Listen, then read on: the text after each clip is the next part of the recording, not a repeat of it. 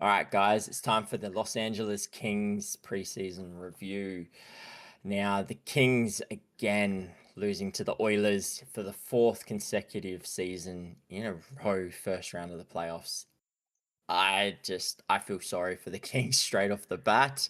But with failure comes an opportunity for growth, and comes an opportunity to better yourself in the season to come.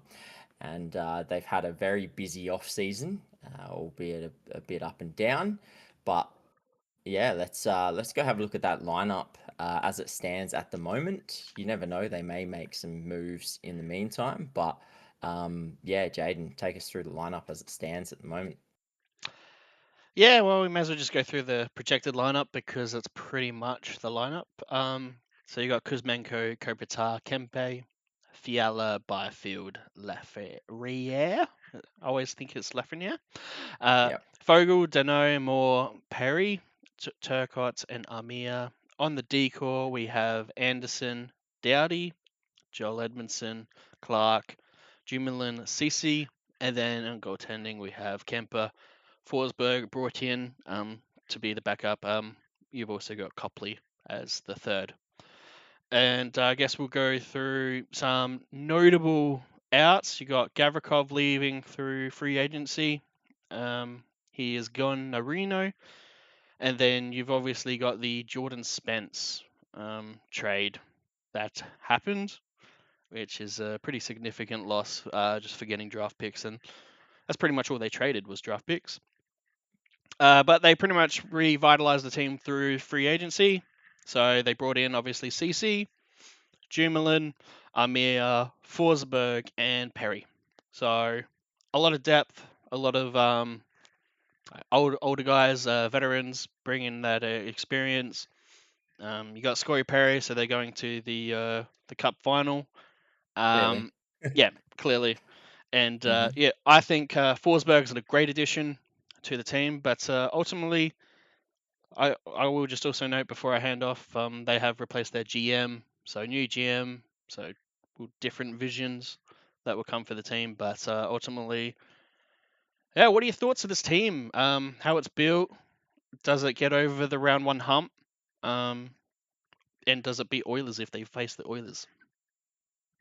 Well, I mean, that's the biggest test that they've got, I guess, being in the Pacific. They almost need to finish first just so they can get away from the Oilers at this they'll stage. they'll then finish Um, like in the wild card.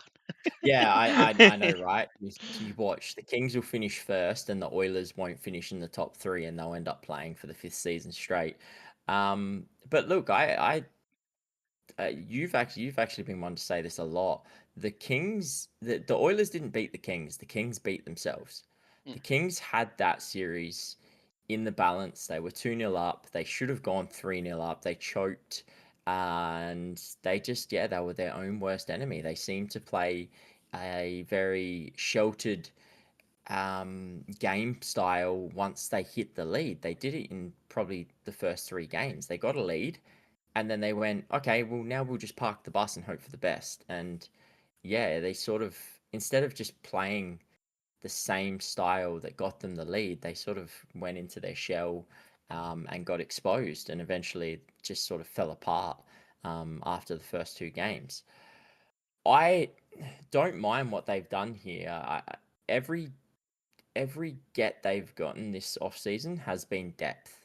Uh, Corey Perry, depth, big depth piece. Joel Amir, nothing major, but good depth piece for that bottom six. Veterancy depth too, where like you know what you're going to get from them. That's Exactly. Exactly. And Corey Perry, he's going to perform in the playoffs. He's a playoff performer, um, which is exactly what you want. Brian Dumoulin has performed in the playoffs for the Pittsburgh Penguins. You know what you're going to get from him. Cody Ceci, to an extent as well, has sort of been around a lot and has sort of floated from team to team, but has always seemed to find a spot in the playoffs. Went with Dallas last season all the way to the Western Conference Final. Edmonton Stanley Cup Final the year before. Edmonton the two seasons prior to that. Ottawa all the way back in 16-17 played 19 games. So CC has been a veteran on defense, no matter how you sort of look at him. I know he gets a lot of slack for the type of player he is, and he's not the greatest sort of defender. Like a lot of that comes, but he eats minutes, and yeah, I mean, there's a reason why he's gone to teams that have gone extremely far in playoffs. He's obviously providing something, and he always eats big minutes as well in those teams. So he's obviously doing something right.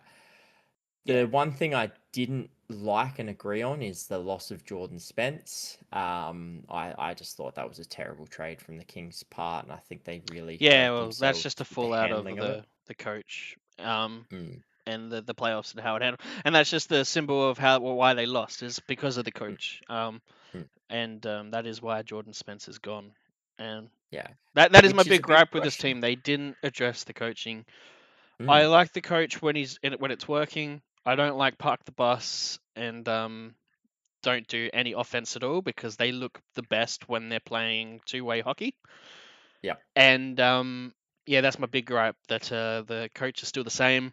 They lose a player for it, and yeah, that hurts me on the outlook of mm, this team. But I like the roster. I like. yeah, I think it's probably one of the most well balanced teams composition in the hmm, league. Of just like you got your scorers and Kempe, Fiala. You got your two-way players. You got your hmm, guys will get 20 goals and 30, 40 assists, like Kopitar, hmm, Byfield, and whatnot. And then the D's, it's just solid. It's like yeah, adding Dumoulin, CC to that bottom pair really yeah. rounds it out. I think Dumoulin's going to be great for this team. And then They've got Forsberg, a well, I didn't know. they've got a really solid like team across the board in terms of you know great. Like I like their goalie tandem. Their defense is solid from first to third line, with minute eaters as well. People who can play big minutes if they need to. But like you look at that center depth, Kopitar, Byfield, and Philip Deneau. With Turcotte as well coming through, played quite well last season. So, like that's got to be one of the best sort of center depths I've probably seen in the comp. And then you look at the players on the wings, like all of these players can score. All of these players can play somewhat of a um, two-way game style. Uh, Kuzmenko can sometimes be, caught lapsing, but he's also an extremely powerful sort of goal scorer as well. So you Yeah, can sort of, is the wild card forward for them. Like, but if especially they on need a someone to go loose and not play D, he can be that well, wild card for him.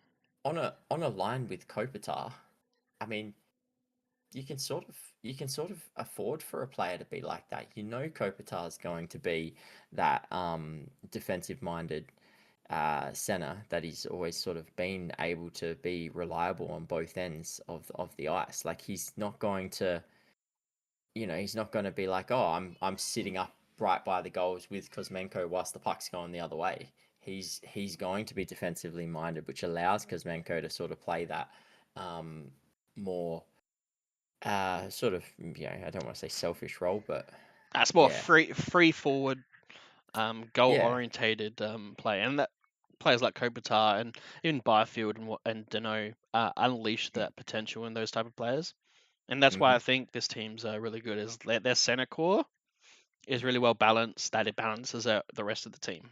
Um, mm-hmm, but yeah, they got back checkers. They got goal scorers. They got assisters. They got. I wouldn't even say they really have too many offensive demon. Like pretty much they're all two way.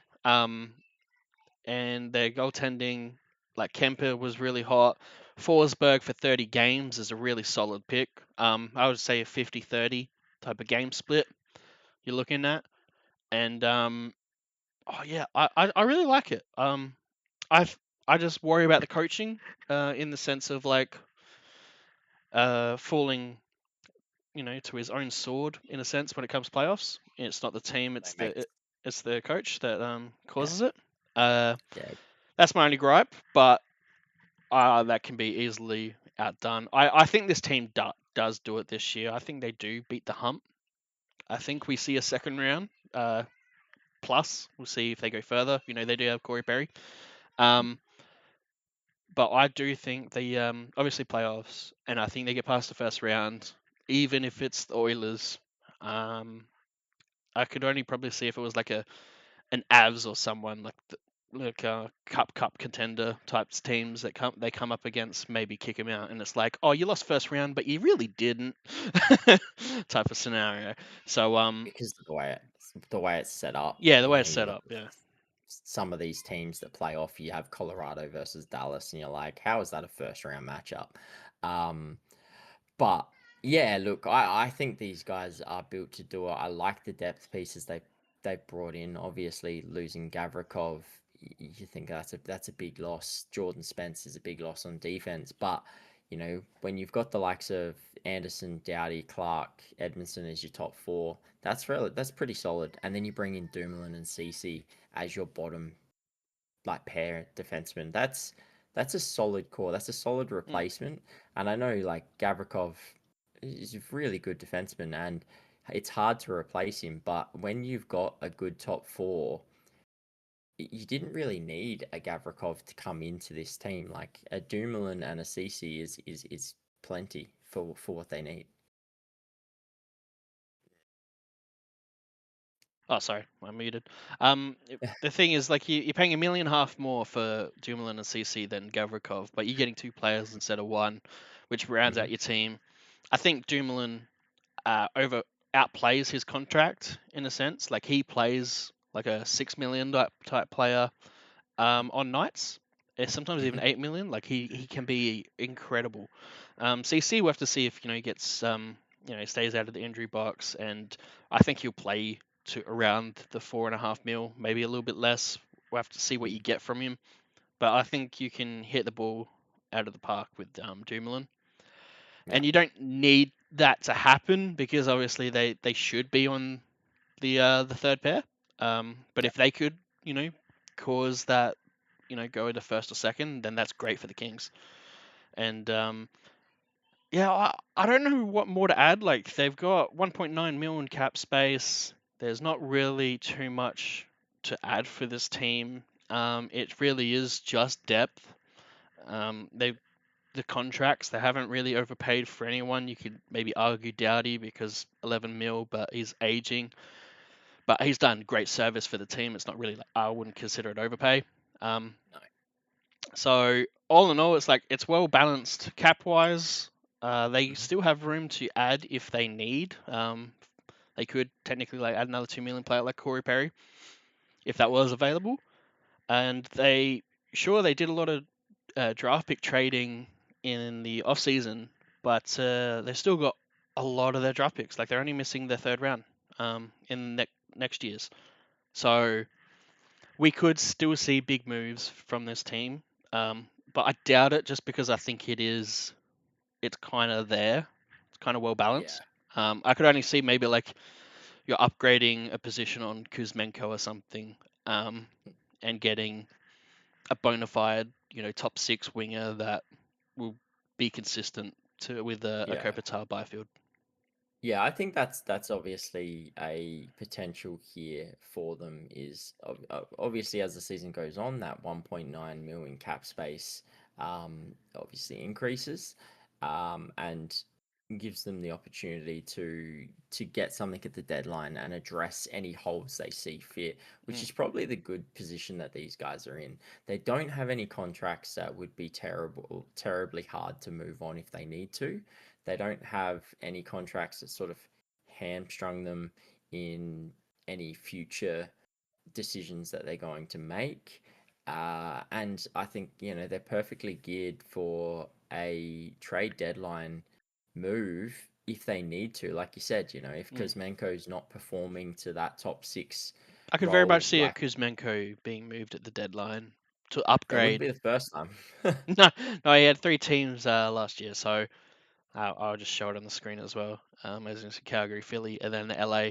Obviously, doing well with LA. Only team he was plus minus positive, but 17 points, 22 games, 6 points in six playoff games.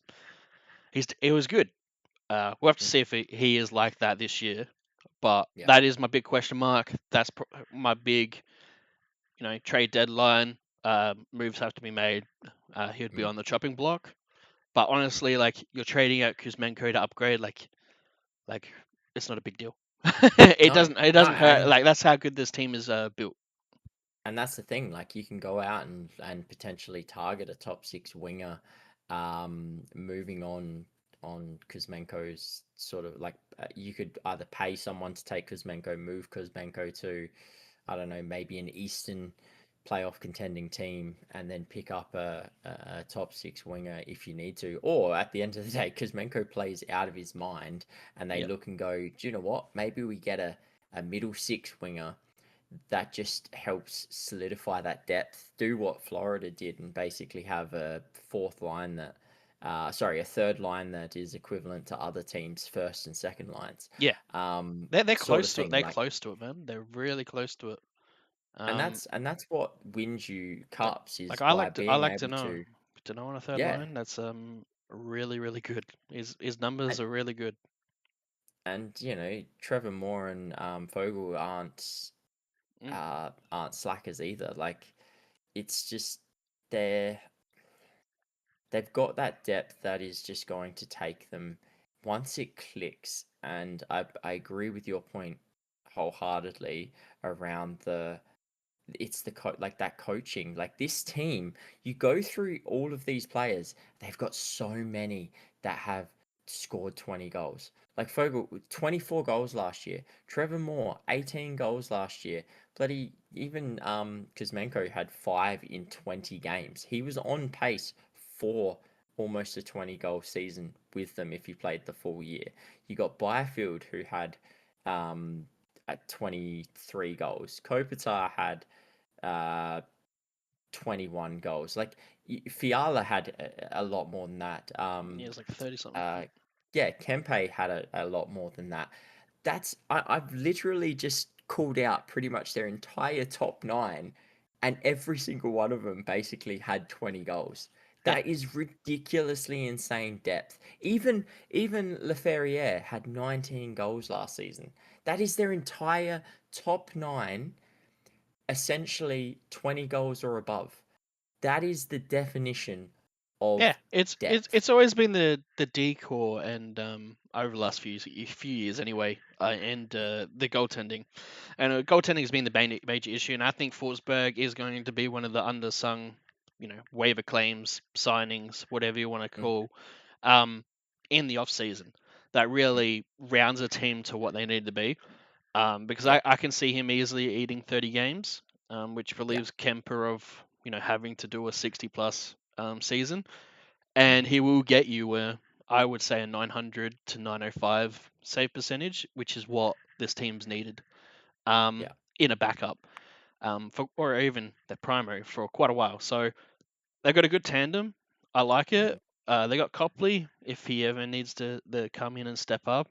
He has shown glimpses of being all right, and like they've got a little bit of prospect pool. Like you won't see him for a while, but Carter George, obviously your goaltender prospect. But ultimately, for the few years they went out, they lost Spence and like lost youth. They added more veterancy, which he kind of needed in the playoffs. They added harder bodies, like the Corey Perrys, the Jumelins, and I think they made themselves. I know like they've lost big names like Gavrikov, Spence, and it might feel bad, but I feel like they've made themselves better for a playoff spot and playoff push. And ultimately, yeah, I am hype on this team. Let me know in the comments if you are a Kings fan and you are also optimistic about this and getting past the first round. Um, and if you have the same gripes as I do and Nick does with the coaching. Um, and I think that's what it is. Like, if this coach just backs this team in yeah, to continue, just play that system. No, don't park the bus. No full defense. Just play your two way game. This team you've will go far. you've got some of the you've got some of the best depth in the competition in terms of What you're scoring. saying, like you got like 9 players who score over 20 goals, and you're telling him to play in the decor. Yeah. Um, Oh, we've got a 2-goal lead, guys. Just don't worry about playing offense anymore. Just we're 2 uh, goals up. That's all but we but need. we're versing McDavid and Yeah. Drysdale. No, it's all right. We're playing our end. Exactly. I Yeah, honestly think it's a disaster if waiting to he happen. if he gets out of his own way and lets this team play and just goes, do you know what? You, you playing the way we play got us a 2-0 lead. Keep doing that. Keep doing that. Obviously, there are times, it's the last 2 minutes of the game. You've got to, all right, pull it back. Let's not do anything crazy and go out trying to bloody, No, you get more cause counters. defensive. You dump the puck more, but you don't Yeah, park the bus. Like they were no, dumping the puck and then basically sitting on their own blue line. yeah. It was We don't want barely even McDavid to run a past neutral us. zone type of trap. It was basically let's just park on the blue line, and our Mhm. blue line. So yeah, and obviously with any good goaltending, it probably wouldn't have even got you through that because of just any team's going to fall under that eventually. Um, Yep. but I liking it. Optimistic. Past first round, round one is my prediction. From Mm. there, it's always who knows. So yeah, I'll leave it there. You got anything else? No, I agree with you. I think hopefully for these guys, it's the year that they get past that first round, whether it's Edmonton or whether it's someone else. I think they've it should be a positive year for them. Yeah. All right. Don't forget to like, comment below, and subscribe to the channel for more hockey content. We'll be doing all 32 teams previewing. But until next time, we'll catch you guys. I guess.